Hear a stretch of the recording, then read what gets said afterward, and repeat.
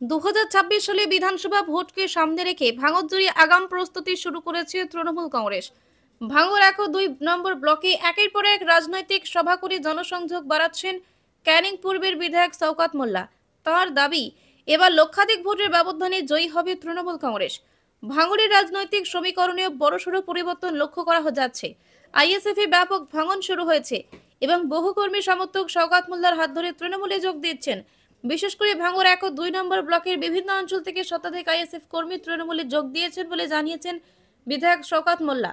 সবচেয়ে বড় চমক কচুয়া এলাকায়, এখান থেকে প্রায় 60টি পরিবার একযোগে তৃণমূল কংগ্রেসে যোগ দিয়েছে।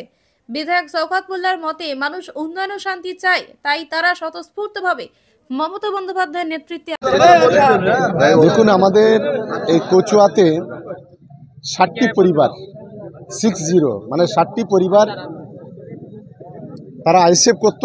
তারা মমতা বন্দ্যোপাধ্যায়ের উন্নয়নে সামিল হওয়ার জন্য আজকে তারা তৃণমূল কংগ্রেসে যোগদান করলো।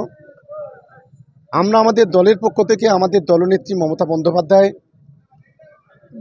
দিদির পক্ষ থেকে এবং আমাদের সাংসদ প্রিয় নেতা অভিষেক বন্দ্যোপাধ্যায়ের পক্ষ থেকে আমরা তাদেরকে আমার দলের পক্ষ থেকে স্বাগত জানাচ্ছি। পরপর তো জয়েনিং হচ্ছে, আইএসএফ ছেড়ে তৃণমূলে জয়েন করছে, এবারে কি রেজাল্ট আরো ভালো হবে বলে মনে করছেন? দেখুন, আপনারা জানেন গত দুদিন আগে প্রায় কোলেরহাট 2 থেকে জমি রক্ষা কমিটি আইএসএফ মিলিয়ে 500 জন আমাদের দলে যোগদান করেছে। আজকে আমাদের চালতাবেড়িয়া যোগদান করছে। আমাদের গতকাল নারায়ণপুরে সেখানেও প্রচুর আইএসএফের কর্মীরা তৃণমূল কংগ্রেসে যোগদান করেছে। ভাঙড় জুড়ে আইএসএফের মুসল পর্ব শুরু হয়েছে, কারণ ভাঙড়ের শুভবুদ্ধি সম্পন্ন মানুষ বুঝতে পেরেছে আইএসএফকে ভোট দিয়ে ভাঙড়ের কখনো উন্নয়ন হবে না, আর আইএসএফকে ভোট দিয়ে ভাঙড়ের শান্তি ফিরবে না। কারণ যে বিধায়ক তার নিজের এলাকায়, নিজের অঞ্চলে, নিজের বুথে জিততে পারে না, তাকে ভোট দিয়ে কোনো লাভ নেই। আর গত 4 বছরে কোনো উন্নয়ন, এক ফুটও রাস্তা এখানে হয়নি, পানীয় জলের ব্যবস্থা হয়নি। যার কারণে মানুষ স্বতঃস্ফূর্তভাবে মমতাদির উন্নয়নে সামিল হওয়ার জন্য আজকে দলে দলে যোগদান করছে।